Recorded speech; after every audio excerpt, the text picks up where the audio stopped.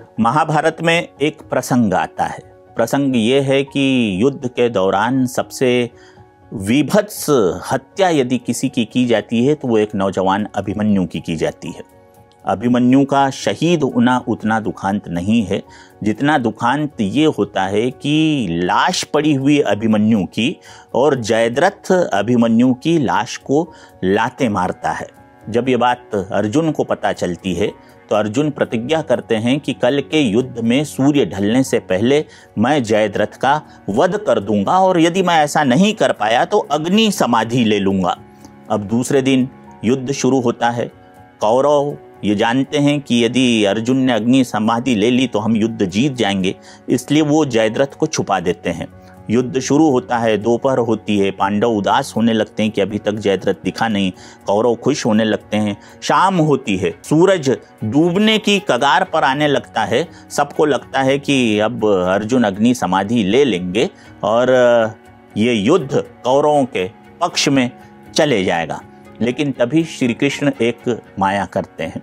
एकाएक बादल छाने लगते हैं और सूर्य ढक जाता है, अंधेरा हो जाता है। अर्जुन पूछते हैं, श्री कृष्ण जी ये आप क्या कर रहे हैं? श्री कृष्ण कहते हैं, कुछ नहीं कर रहा हूं, माहौल बना रहा हूं। कैसा माहौल? अर्जुन प्रश्न करते हैं।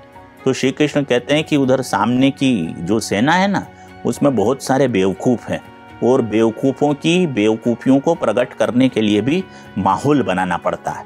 और ऐसा ही हुआ। जैसा ही अंधकार छाया कि कौरवों ने जयद्रथ को आगे कर दिया।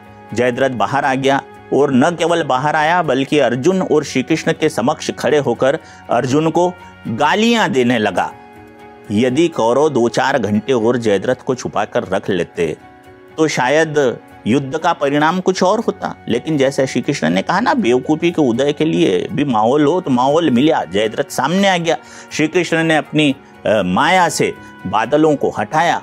सूर्य अपनी प्रखरता के साथ दैदीप्यमान हुआ, फिर चमकने लगा। श्री कृष्ण ने कहा कि अर्जुन वो रहा सूरज और ये सामने रहा जयद्रथ। अर्जुन ने गांडीव उठाया और जयद्रथ का नाश कर दिया। अर्जुन यानी अच्छाई और जयद्रथ यानी बुराई। बुराई को अच्छाई से मरवाने के लिए, उसे नष्ट करने के लिए ईश्वर कुछ नहीं करता है। ईश्वर केवल माहौल बनाता है और उस माहौल में कर्म तो इंसान को ही करना पड़ता है। वो अच्छे कर्मों से ही बुराइयों के जयद्रथ का नाश कर पाता है। ये दुनिया के सबसे लंबे ग्रंथ महाभारत के इस प्रसंग से हमें व्यवहारिक जीवन के लिए शिक्षा मिलती है।